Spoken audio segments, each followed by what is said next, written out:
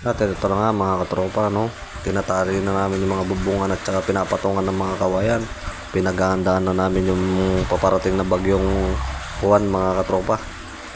Ayan na nga mga katropa, kinakabit na namin yung mga kawayan sa taas mga katropa. Nagpatulong kasi yung tito natin, kailangan na daw ng kasama para maitaas yung mga kawayan sa bubong. Yan kasi ang magbibigay ng suporta para sa bubong, para hindi pa rin mga katropa. At kayo kaya mga katropa, nakapaganda na ba kayo?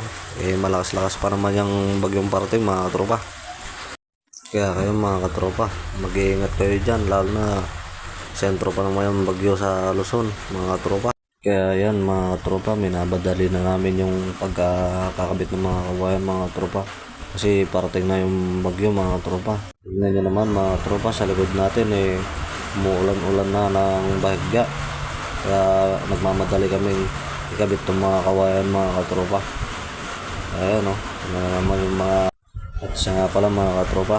Ito tutuloy-tuloy na natin yung pag-vlog. Bahala na sila mga katropa kung manonood man kayo o hindi. Pag-follow na lang yung Facebook page natin mga katropa, JTV Official.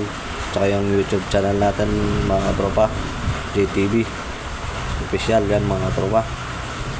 Yan i-upload natin mamaya yan mga tropa. Tapos abang-abangan natin mga katropa yung parating na bagyo. Kasi sobrang nakakabahala mga katropa. Napapanood naman natin sa TV mga katropa. Kaya yan mga katropa. At maya-maya daw mga katropa papasok na yata yung bagyo mga katropa. Kaya mamaya bibidyo natin. At abangan nyo na lang yung parto ng video natin mga katropa. Abang-abang lang mga katropa. At kayo rin mga katropa, maganda na kayo sa paparatay na bagyo mga katropa. Baka naman celebrate ninyo, hindi yung ganun yung ibig ko sabihin na paghahanda mga katropa. Kumbaga italin nyo na rin yung mga bubungan ninyo mga katropa.